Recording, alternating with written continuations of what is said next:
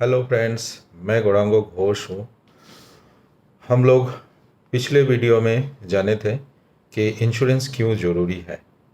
आज हम लोग इस वीडियो में जानेंगे कि इंश्योरेंस में सेविंग्स प्लान क्यों बाई करना चाहिए।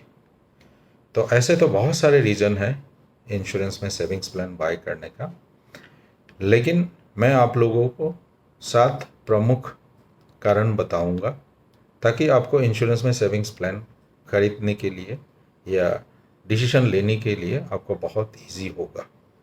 तो चलिए मैं आप लोगों को शेयर करता हूँ ये 7 प्रमुख कारण। पहला जो कारण है वो है आप अपना टैक्स सेविंग्स कर सकते हैं इंश्योरेंस प्लान में सेव करके। नेक्स्ट जो दूसरा कारण है यहाँ पे क्या है, आपका लिक्विडिटी है। एक अवधि के बाद में आपको अगर पैसे की ज़रूरत होता है तो उसको आप निकाल सकते हैं। तीसरा जो कारण है इसमें आपका लाइफ कवरेज रहता है, सम एश्योर्ड रहता है। और चौथा जो कारण है इसमें आपको एनकरेज करता है कि आप एक डिसिप्लिन सेविंग्स कर सकते हैं, मतलब सिस्टमेटिक वे में आप अपना पैसा को जमा कर सकते हैं। और पांचवा जो कारण है यहाँ पे आपको रिस्क नहीं होता है री इन्वेस्टमेंट का।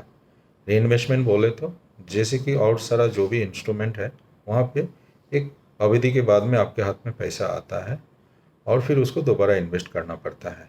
लेकिन ये जो इंश्योरेंस में आप सेविंग्स प्लान खरीदते हैं इसमें आपको एक लंबी अवधि के लिए इसको करना पड़ता है, तो इसमें आपका री इन्वेस्टमेंट रिस्क नहीं रहता है। तो आपका एक मतलब लंबी अवधि के तक आप पैसा जमा कर सकते हैं।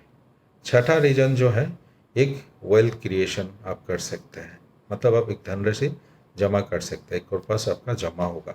जैसे कि मैंने बताया कि ये एक लंबे अवधि के लेता होता है, तो आपका जो है धनराशि भी, जो वेल्थ क्रिएशन भी, वो एक साइजेबल होता है।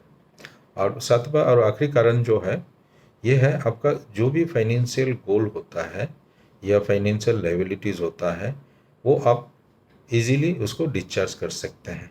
जैसे कि मान लीजिए आपका कोई बच्चे के लिए हायर एजुकेशन, मैरिज या आपका रिटायरमेंट के लिए कोई आपको प्लान करना है, तो इंश्योरेंस में आप सेविंग्स प्लान करके आप जो है ये सारा जो है फाइनेंशियल लायबिलिटीज़ को आप डिस्चार्ज कर सकते हैं। तो जैसे कि ये 7 प्रमुख रीज़न हैं, आज मैं इस वीडियो में 7 प्रमुख रीज़न तो शेयर नहीं कर पाऊँगा, तो मैं आज एक जो रीज़न है आप लोगों के साथ में शेयर करूँगा और बाकी सारा जो 6 रीज़न है, जो 6 कारण हैं, वो मैं नेक्स्ट वीडियो में आप लोगों को एकदम सहज तरीके से समझाऊँगा ताकि आप चीज़ों को अच्छी तरह से समझ पाए। तो जैसे कि मैंने बोला कि आज मैं आपका टैक्स सेविंग्स के बारे में बताएंगे। इंश्योरेंस प्लान में सेविंग्स प्लान बाई करके टैक्स कैसे सेविंग्स किया जाता है। तो चलिए टैक्स सेविंग्स के बारे में आप लोगों को मैं बताता हूँ।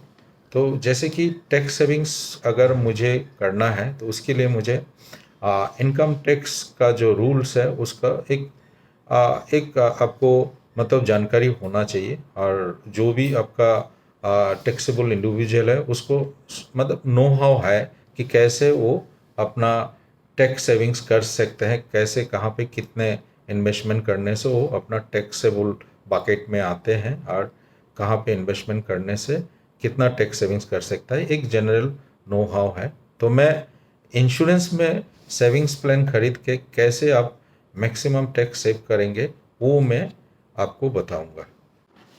तो चलिए दोस्तों, हम लोग जानते हैं कि इंश्योरेंस में सेविंग्स करके as per new income tax rule के हिसाब से कितना ज़्यादा से ज़्यादा हम लोग टैक्स सेविंग्स कर सकते हैं।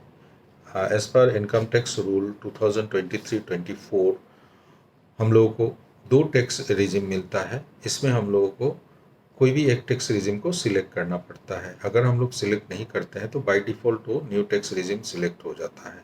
तो ये न्यू टैक्स रिजिम क्या बोलते हैं, कितना तक का आपका टैक्सेबल इनकम जो है टैक्स फ्री है और उनका क्या बकेट है टैक्स का, वो मैं आपको शेयर करता हूँ। तो एक इंडिविजुअल जो है अपना सालाना 7 लाख रुपया तक का जो इनकम होगा, अगर वो न्यू टैक्स रिजिम सिलेक्ट करते हैं तो उनको 1 रुपया का भी टैक्स नहीं देना पड़ता है। हालांकि न्यू टैक्स रिजिम में आप कोई भी टैक्सेबल इंस्ट्रूमेंट में सेविंग्स करके उसको वहाँ पे आप शो भी नहीं कर पाएंगे।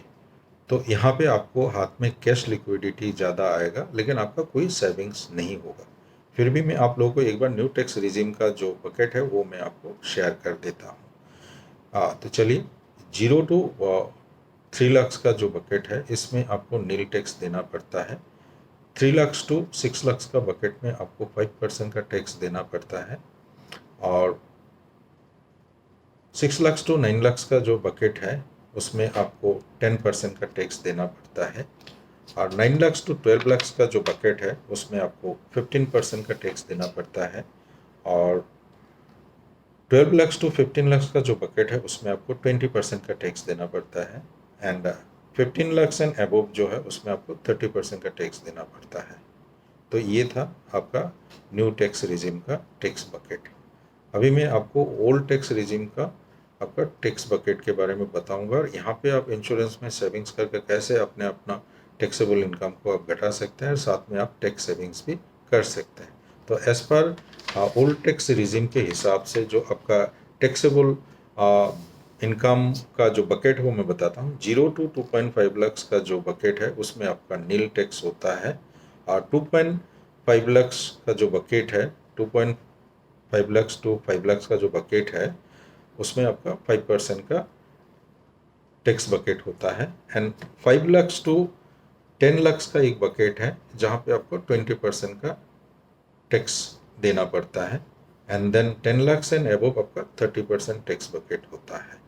तो जैसे कि मैं एक इंडिविजुअल टैक्स पेयर हूँ, मैंने अपना जो है ओल्ड टैक्स रिजिम को सिलेक्ट किया है, क्योंकि इसमें आप अपना कोई भी सेविंग्स टैक्सेबल इंस्ट्रूमेंट में आप सेव करके अपना टैक्स को आप कमा सकते हैं, और आपका टैक्स लायबिलिटीज़ आपका घटता है। तो जैसे कि मैं एक कैलकुलेशन दिखाने के लिए मैं अपना एक इनकम एज्यूम करके आप लोगों को समझाता हूँ, ताकि आप लोग भी अपना टैक्सेबल इनकम का हिसाब से आप इसको कैलकुलेशन करके आप ज़्यादा से ज़्यादा अपना टैक्स सेव कर सकते हैं सेविंग्स प्लान में इन्वेस्टमेंट करके। तो मान लीजिए जैसे कि मेरा इनकम है आपका 10 लाख रुपया, अगर मेरा 10 लाख रुपीज़ का इनकम है, अगर मैं इंश्योरेंस में या टैक्स सेविंग्स इंस्ट्रूमेंट में मैं सेव नहीं करता हूँ, तो मेरा टैक्स आउटगो कितना होगा, मुझे टैक्स कितना पेमेंट करना पड़ेगा, और मैं अगर इंश्योरेंस में सेविंग्स करता हूँ तो मेरा कितना टैक्स सेव होगा, और मुझे कितना कम टैक्स देना पड़ेगा। तो इसके लिए आपका जो इसका बकेट है उसको भी मैंने आप लोगों के साथ में शेयर किया है कि कितना परसेंटेज में कितना आपको टैक्स देना पड़ेगा, उस हिसाब से आप अपना भी कैलकुलेशन कर सकते हो।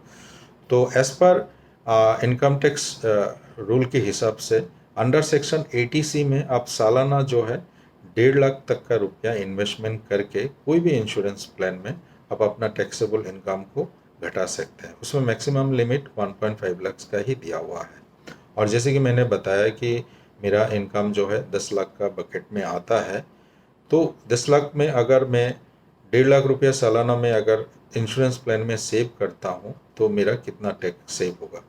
तो as per old tax regime में 10 लाख तक का आपका जो है टैक्स बकेट है 20% है। तो मैं अगर 1.5 लाख रुपया इंश्योरेंस प्लान में सेव करता हूँ, सेविंग्स करता हूँ, तो मुझे इस 1.5 लाख के ऊपर में मुझे 20% तक का टैक्स जो है मेरा बच जाएगा।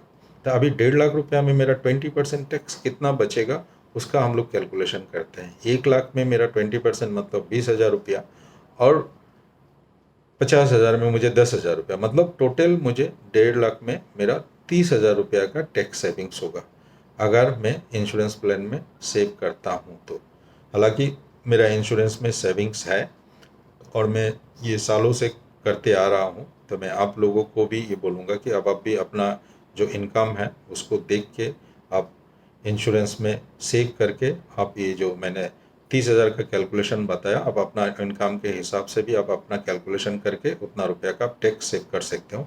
ये लॉन्ग टर्म में कैसे इम्पेक्ट करता है उसका मैं थोड़ा सा ब्रीफ आपको करना चाहता हूँ। इसमें अगर कोई भी इंडिविजुअल मान लीजिए वो अगला 20 साल तक वो नौकरी करेगा और उनको वो टैक्स बकेट में ही रहेगा, वो अगर सेविंग्स प्लान करते हैं इंश्योरेंस में अब मैंने जो कैलकुलेशन बताया, अगर वो 1.5 लाख रुपए का 80C के अंदर में वो सेविंग्स करते हैं तो 30,000 रुपये करके उनका 20% का बकेट अगर होता है तो सेव होगा। तो 20 साल में 30,000 करके कितना तक उनका टैक्स सेव हो रहा है। ऑलमोस्ट आपका जो है, आप अगर प्रॉपरली कैलकुलेशन करेंगे ऑलमोस्ट नहीं, एग्जैक्ट अमाउंट ही आपका निकलेगा। इसमें आपका 6 लाख रुपीज़ का आपका सेव हो रहा है।